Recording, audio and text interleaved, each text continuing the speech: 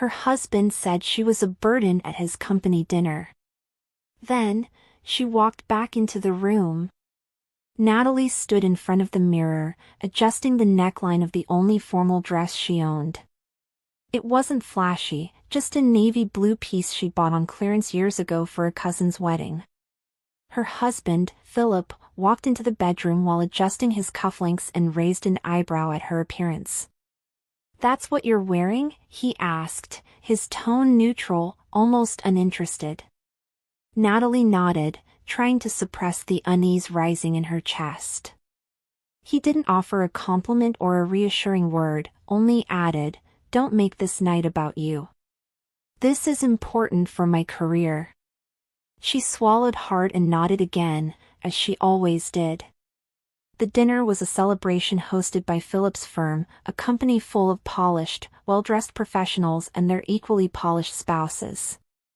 Natalie had never been invited before, despite being married to Philip for 6 years.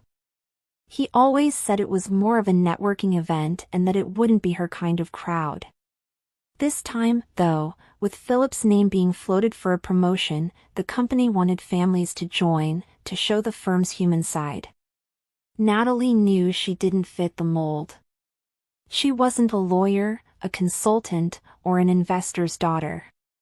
She was just Natalie, a former librarian who hadn't worked in 3 years since the local library shut down.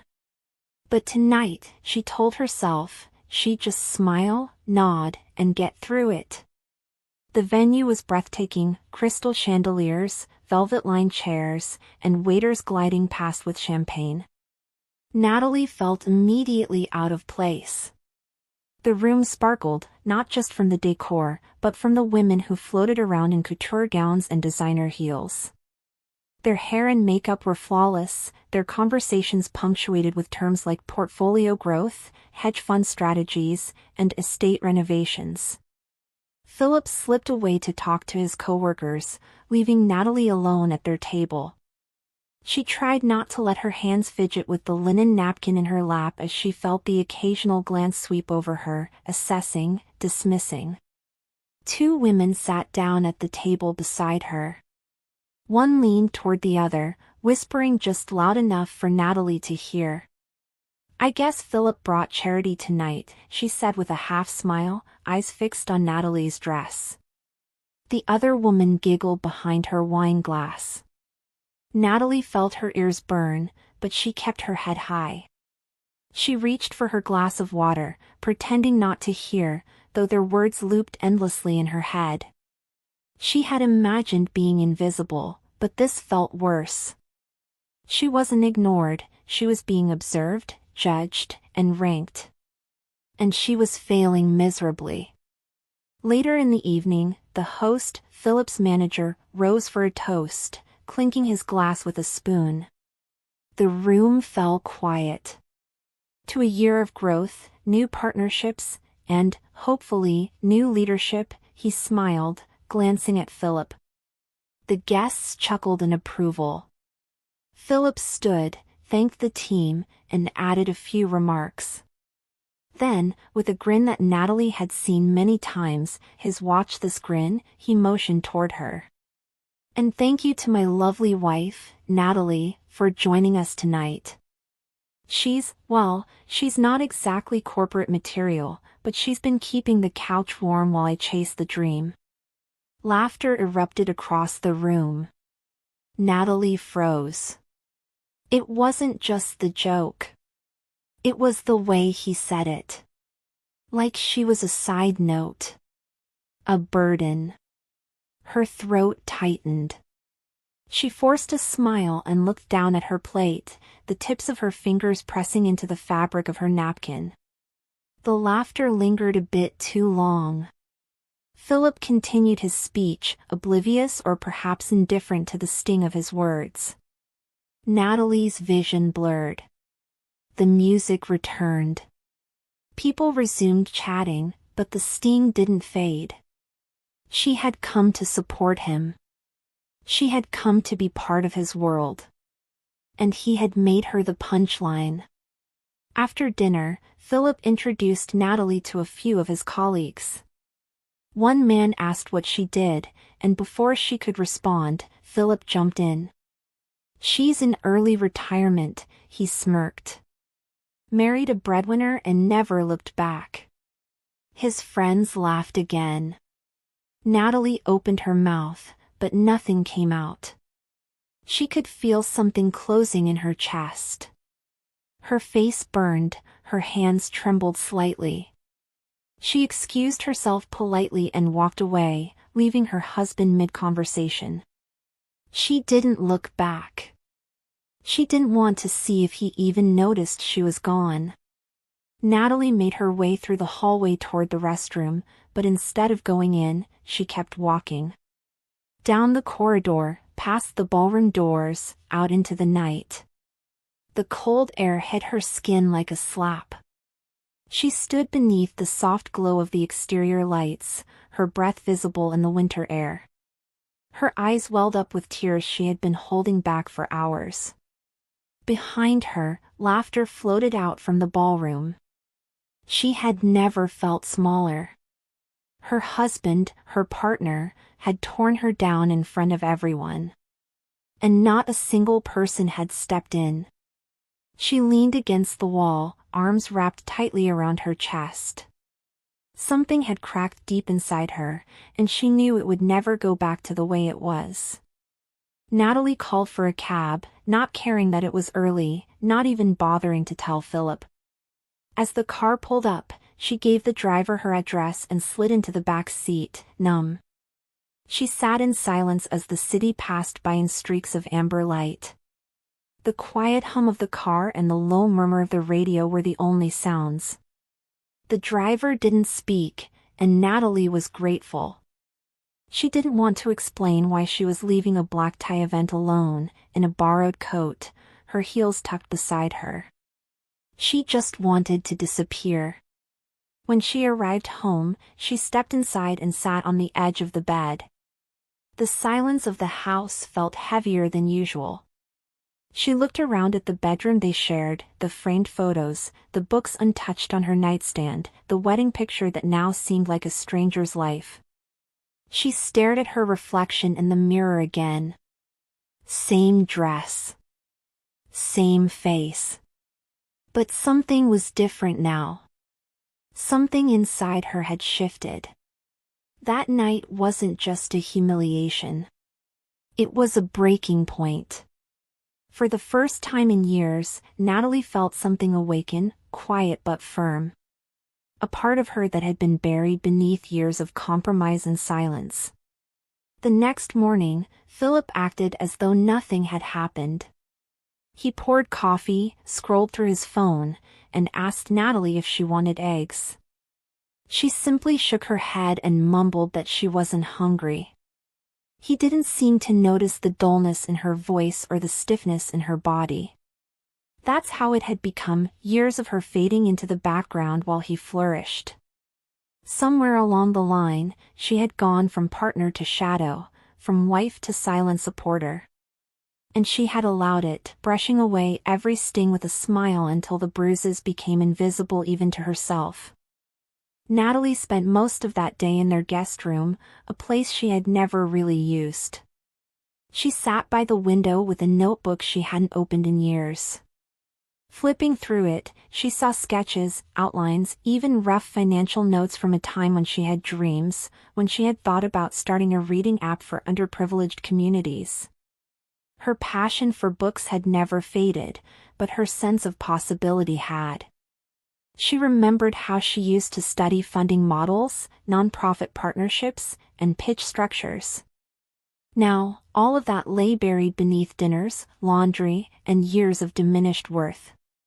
She ran her fingers across the faded ink and whispered to herself, "I used to matter."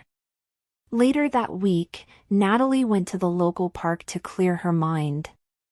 The cold breeze bit at her cheeks, but the fresh air felt like something she could finally breathe in deeply. As she sat near a quiet bench, she watched children playing and felt a strange blend of sadness and peace. It was as though life kept moving, but she had paused years ago.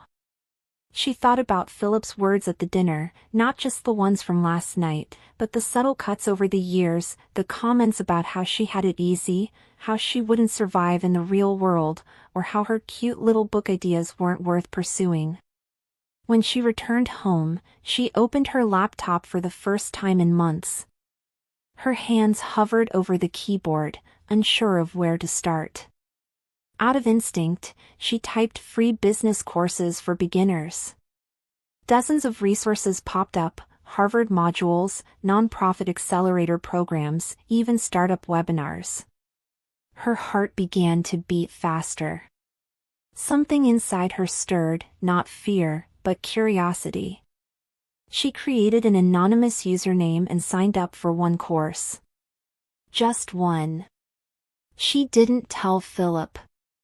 She didn't need him to know. For the first time in a long while, this was hers and hers alone. 2 weeks later, while shopping for groceries, Natalie bumped into a familiar face in the produce aisle. It was Elena, a former college friend she hadn't seen in almost a decade. Elena had always been full of ambition, with a sharp mind and infectious energy. They hugged awkwardly but warmly, and Natalie found herself smiling, really smiling, for the first time in weeks. As they caught up over coffee in the store's cafe, Elena mentioned that she worked in venture capital, specifically in a fund that invested in women-led initiatives with social impact. Natalie hesitated, then confessed she had been dabbling in business courses, trying to find herself again. Elena leaned forward, intrigued. "What are you thinking about doing?" Natalie hesitated but pulled out her notebook, the old one with faded pages. She showed her friend the app concept from years ago: affordable, curated digital libraries for underserved schools and families. Elena's eyes lit up. "This is good. Really good," she said. "I'd love to help you polish it and maybe even connect you to a few people." Natalie almost laughed. The idea of someone taking her seriously after so long felt unreal. But Elena wasn't joking. And in that moment, a part of Natalie, the part that had once dared to dream, began to breathe again. That night, Natalie stayed up until well past midnight, revisiting every note she had ever written, cross-referencing resources, scribbling new ideas. It was like meeting a younger version of herself, one full of clarity and boldness. She hadn't felt that way in years. When Philip asked what she was doing so late, she said she couldn't sleep. He grunted something unintelligible and turned off his bedside lamp. Natalie didn't mind. She had long stopped expecting encouragement from him. The quiet between them had become the norm. But this silence was different. This silence was hers. It was focused, alive, and humming with possibility. She began allocating her days carefully. Mornings were for housework and obligations. Afternoons were for study, research, and drafting her proposal. She worked from the library sometimes, saying she needed a change of scenery. Philip didn't ask questions. Natalie didn't offer explanations. As she pieced together her pitch deck and reviewed competitor analyses, she could almost see it coming together. Elena checked in often, giving feedback and encouragement. "You're sharper than half the founders I meet," she'd say. Natalie didn't know if it was true. But she held on to those words like oxygen. 2 months after their reunion, Elena invited Natalie to a small event for aspiring female founders. It wasn't glamorous, a simple co-working space with mismatched chairs and free coffee, but to Natalie, it felt like a cathedral. The women in the room shared stories of failure and perseverance, of balancing kids and careers, of rebuilding after loss. Natalie shared her idea hesitantly, but the nods and follow-up questions surprised her. People didn't just hear her, they listened. A woman from an education nonprofit asked to follow up. a grand advisor gave her a card. For the first time, Natalie's voice wasn't background noise. It was something people leaned in to hear. When she got home that night, Philip was already in bed. She sat on the edge, not to wake him, but because she needed a moment. Her heart raced, not with fear, but exhilaration. The road ahead was still foggy, and she had no guarantees. But for the first time in what felt like forever, she wasn't waiting for permission. She wasn't asking to be seen. She was moving, step by step, towards something entirely her own. And she wasn't going to stop. Natalie found herself rummaging through boxes in the attic, searching for old documents to support her pitch.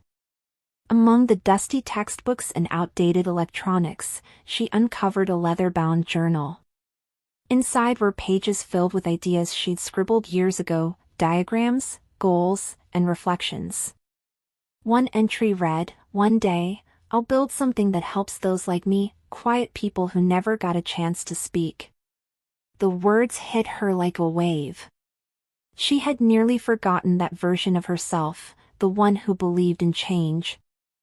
Holding that journal, she felt the echoes of a younger Natalie reach out from the past. She carefully copied some of the old sketches into her digital files, updating them with her new knowledge. The core idea remained: access to curated reading tools for low-income families. But now, she added a revenue stream, metrics for engagement, and possible partnerships with libraries. As the model grew more detailed, so did her belief. It wasn't just an emotional mission anymore. It was becoming a real, scalable business. And every number, every paragraph in her proposal, was stitched together with years of silent learning and invisible resilience. 2 weeks later, Elena called with urgency in her voice. One of the venture partners at her firm had agreed to hear Natalie's concept. It wasn't a formal pitch, it was a 10-minute coffee chat. But to Natalie, it felt like standing at the edge of something huge. She spent 3 sleepless nights preparing. Her slides were sharp, her speaking notes tight, and her narrative precise. When the morning came, she wore her best outfit, tied her hair neatly, and arrived early. Her hands trembled slightly as she clutched the portfolio. The meeting took place in a quiet downtown cafe. The investor, a woman named Raquel, listened intently as Natalie spoke. "This isn't just about books," she said firmly. "It's about restoring dignity through access to knowledge." Raquel didn't smile or nod at first, she just watched. Then, after a pause, she leaned back and said, "You're not what I expected." Natalie's stomach dropped. But then Raquel added, "You're better." She asked for a full business plan and scheduled a follow-up.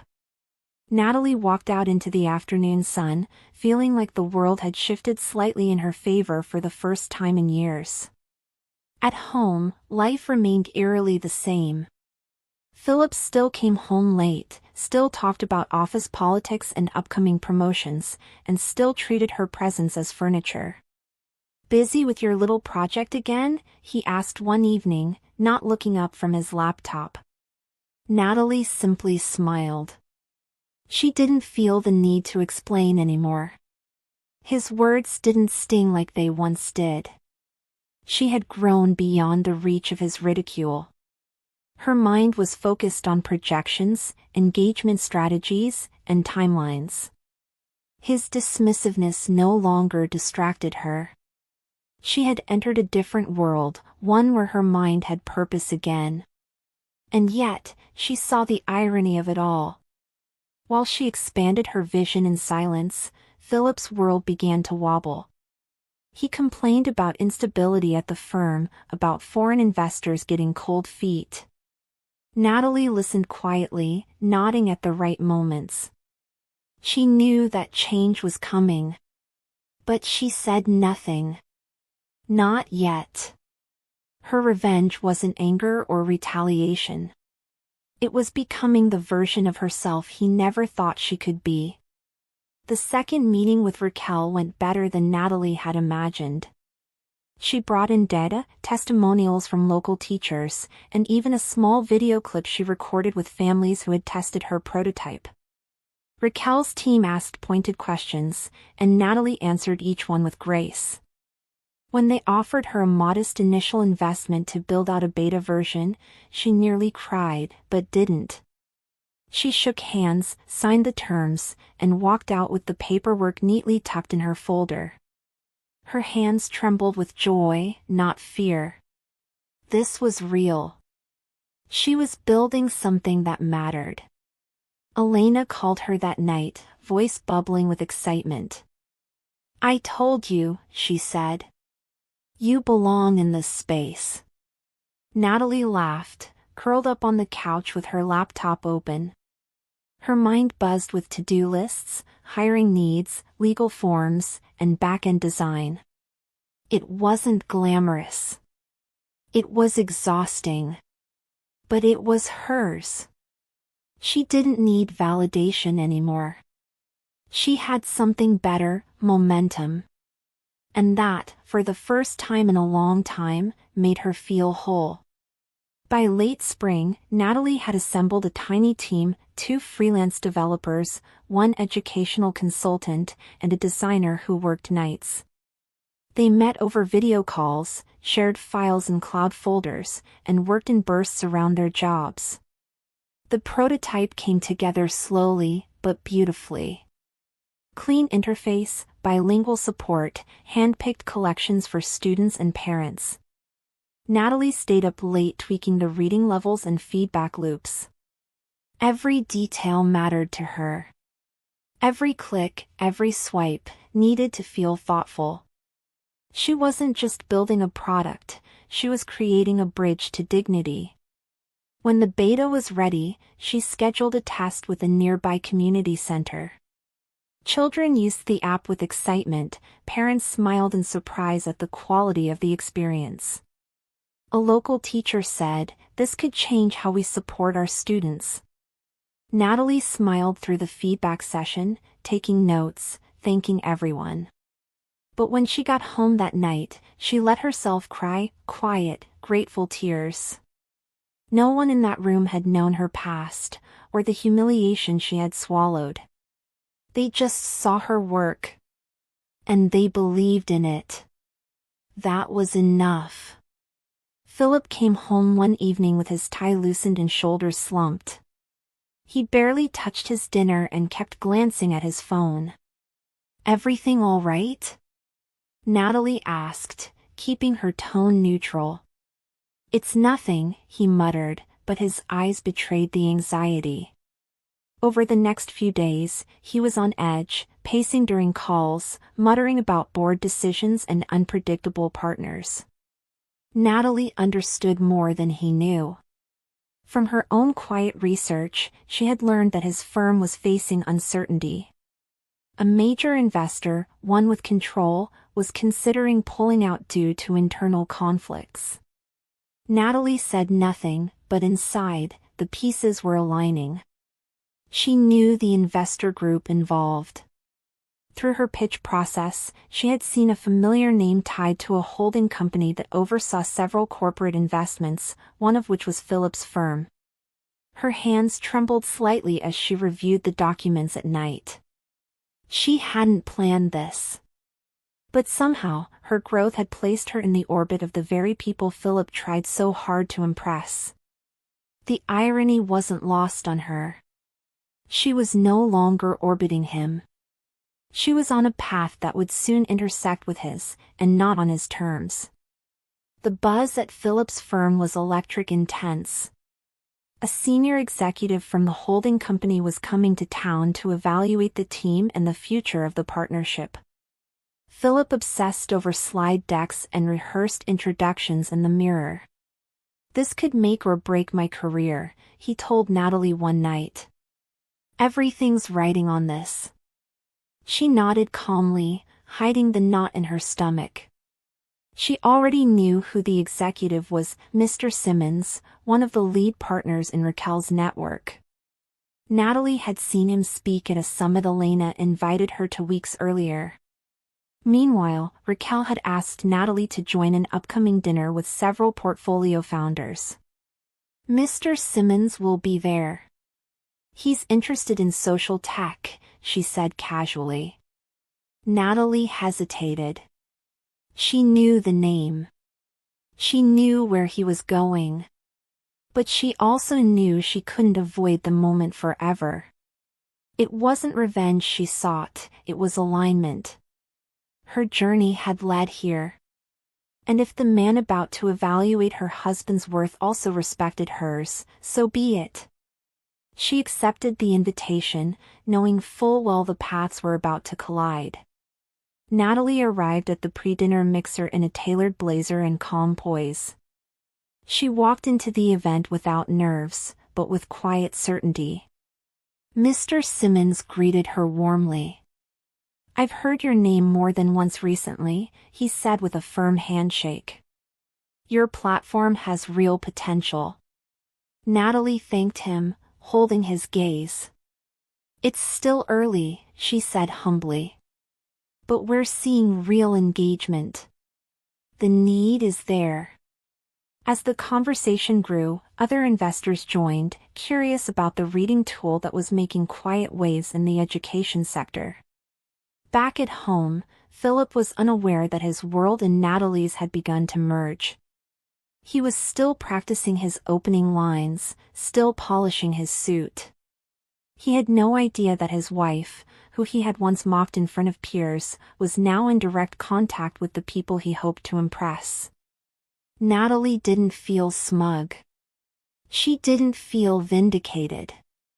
What she felt, most of all, was control. For the first time in years, she held the power of her own narrative, and it no longer lived in his shadow. When Mr. Simmons announced that the next round of company visits would include a private dinner with leadership and family, Philip was elated. "They're flying out the investors next Friday. It'll be huge," he said excitedly. "And this time, you're coming with me." Natalie looked up from her laptop and nodded. "Of course." He didn't notice the flicker in her eyes. To him, it was another dinner, another chance to prove himself. To her, it was the culmination of a slow, deliberate journey back to self-worth. She chose her outfit carefully, elegant, understated, with a confidence that didn't need validation. She didn't tell him she'd already met Simmons. She didn't mention the connection, the praise, or the invitation from Raquel. This dinner wasn't for confrontation, it was for closure. For years, she had swallowed her voice to keep the peace. But now, she wasn't looking for a fight. She was simply going to stand in her truth, and if that truth disrupted the image Philip had curated, so be it. The dinner was held at a private venue overlooking the city skyline. Natalie walked into the room beside Philip, who was buzzing with anticipation. Executives, spouses, and investors mingled, wine glasses in hand, smiles polished. But when Mr. Simmons caught sight of Natalie, his eyes lit up. "Mrs. Cole, what a pleasure," he said, shaking her hand with familiarity. "I didn't know you were Philip's wife." The room shifted slightly. Philip blinked in confusion. "You two know each other?" he asked, trying to mask his surprise. Mr. Simmons smiled. "Of course. She's leading one of our most promising new ventures." The silence around the table grew dense. Philip's colleagues turned to stare. Natalie, calm and composed, met her husband's eyes. "You didn't ask what I've been working on," she said gently. "So I didn't tell you." Philip's mouth opened slightly, but no words came. The dynamic had changed. And everyone in that room knew it. For the first time, Natalie wasn't introduced as someone's wife. She was introduced as someone who mattered on her own terms. Philip remained motionless for several seconds, as if his brain couldn't process what had just unfolded. His colleagues whispered to each other, eyes flicking between him and Natalie. She remained composed, sipping water as if nothing had happened. Mr. Simmons continued speaking with her, asking detailed questions about her platform and future goals. No one was paying attention to Philip anymore. The spotlight he had long chased was no longer his. It had quietly shifted to the woman he had publicly belittled, dismissed, and underestimated for years. A junior executive leaned toward Philip and muttered, "Your wife's the one behind LitPath?" I heard the holding company doubled down on that investment. Philip nodded stiffly, managing a thin smile. But inside, panic swirled. He had never asked what Natalie did with her time. He had assumed she had no ambition, no capability. Now, the hierarchy he had built so carefully, where he stood above her, was unraveling in front of everyone. And he couldn't stop it. Dinner continued, but the mood had changed. Conversations shifted toward innovation, impact, and Natalie's app. Mr. Simmons invited her to speak about the platform's development, and she did so with poise. "It began as an idea I shelved for years," she said, her eyes scanning the room. "Then someone reminded me I still had something valuable to offer." Her voice was soft, but the impact was sharp. The room quieted, each word landing with weight. Philip stared at his plate, silent, the utensils in his hand untouched. Natalie didn't embellish.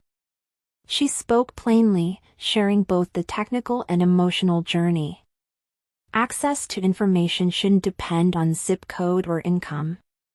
"My team is building something that gives families what I once didn't have, a way back into opportunity."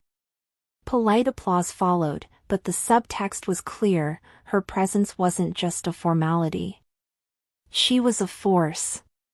Philip clapped too, his hands slow and disconnected from his expression. He couldn't escape the truth. She wasn't a background character in his story anymore. She had become the story. After dinner, small groups formed. Natalie drifted naturally into conversations with investors and board members, answering questions with clarity and humility. Philip stood awkwardly at the edge, no longer the center of attention. One of the senior partners approached him with a stiff smile. "Quite the surprise," he said. "Your wife's done something impressive. You should have told us." Philip nodded again, offering a half-hearted chuckle. "She keeps to herself," he said, but it sounded hollow even to him. Someone asked Mr. Simmons how they discovered LitPath. He glanced toward Natalie and replied, "We've been watching her work for months. She's one of the smartest investments we've made in this cycle." The silence after his words was telling. A few guests glanced at Philip, unsure how to reconcile the image they had of him with the reality now unfolding. Natalie wasn't just adjacent to success. She was now part of the structure that determined it. And Philip, for once, had no place to hide behind. That night, at home, Philip didn't speak.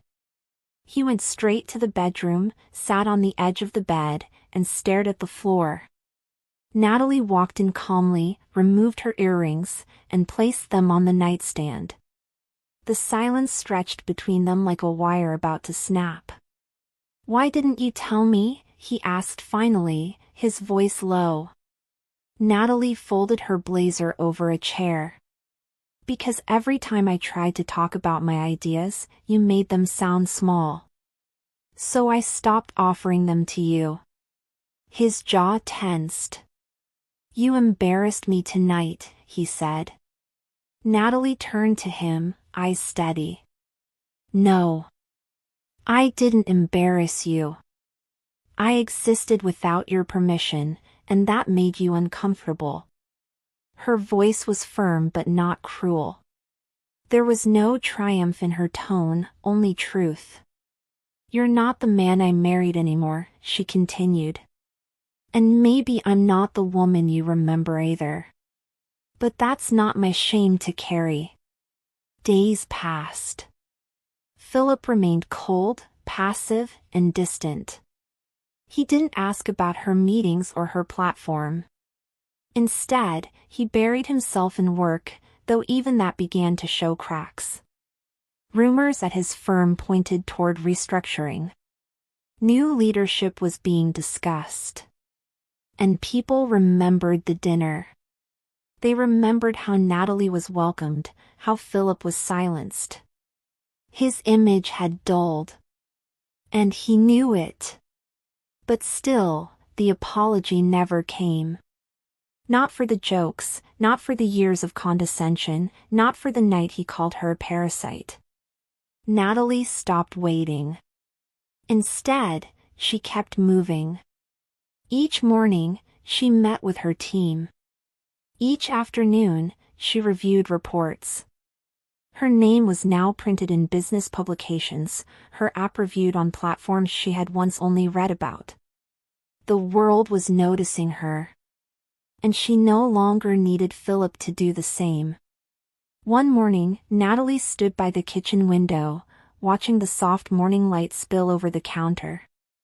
Her phone buzzed with an invitation to speak at a national education conference. She stared at it, unmoving. Behind her, Philip entered the room, grabbed his coffee, and left without a word. The distance between them had grown into something permanent, cold, immovable. She realized then that the silence between them wasn't temporary. It was a choice he had made long before she did. That afternoon, she emailed a realtor. She looked at a small apartment not far from the city's creative hub. It was nothing extravagant, just clean, bright, and hers. That evening, she packed a single suitcase. Philip walked in as she zipped it closed. "Where are you going?" he asked. She didn't raise her voice. "I'm going somewhere I can breathe." He looked stunned, as if it never occurred to him that she could leave. But she was already gone, even before she stepped out the door. Natalie's new apartment was modest, with bare walls and second-hand furniture. But it was full of light, and more importantly, freedom. She filled it slowly, one plant, one framed photo, one quiet night at a time. She worked late into the evenings, answering emails, refining strategy, and mentoring other female founders online. Each day she felt lighter, more present in her own skin. The life she was building had weight now, not because it was heavy, but because it was real. She met with school boards, pitched new district contracts, and expanded Litpatha's reach. Her calendar filled with events and meetings she once only dreamed of attending. One night, she stood in front of a room full of educators and policymakers and told her story, not with bitterness, but with clarity. "I was invisible for a long time. I stayed small because it made others comfortable. But the truth is, shrinking never protected me. It only delayed who I was meant to be." Meanwhile, news broke quietly in business circles. Philip had been removed from his team. Restructuring, they said. Some speculated it was performance. Others whispered it had to do with internal politics. He sat at home now, checking emails that never came, interviews that went nowhere. The confidence he had once carried like a suit of armor had rusted. He heard Natalie's name in podcasts, read it in editorials. She was no longer his wife. She was a leader. A builder. A story people wanted to hear. He thought about calling her. Just to talk. Maybe even to apologize. But what would he say? That he didn't see her until everyone else did? That he had mistaken silence for simplicity? He closed his laptop and sat alone at the table where once they had shared dinner. But now, only the sound of the refrigerator humming kept him company. He had waited too long. And she was never coming back. Months later, they crossed paths at a fundraising gala. Natalie was a keynote speaker. Philip had come with a former colleague. When he saw her on stage, he barely recognized the woman who once waited by the door for him to come home.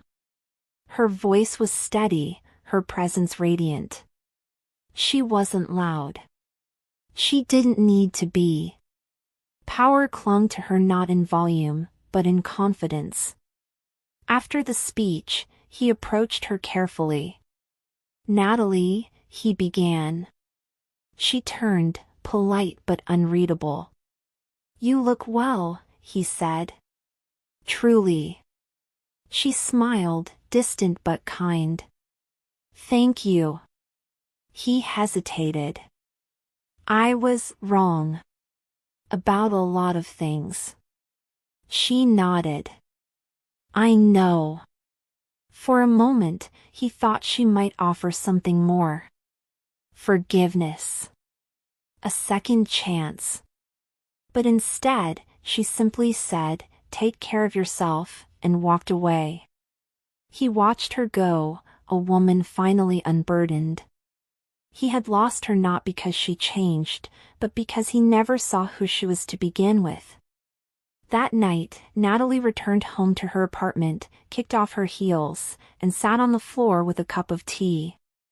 The city buzzed softly beyond her window, but inside, all was calm. She looked around the room, simple, filled with books, plants, and pieces of a life she had built with her own hands. She had nothing to prove anymore. Not to a man, not to a room, not even to herself. She picked up a pen and opened a new notebook. At the top of the page, she wrote one sentence: "This is what freedom feels like."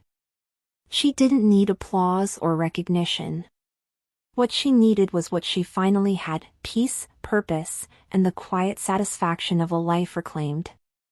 The world hadn't given her a seat. She had carved her own table. And now, she sat at the head of it, proud, whole, and completely her own.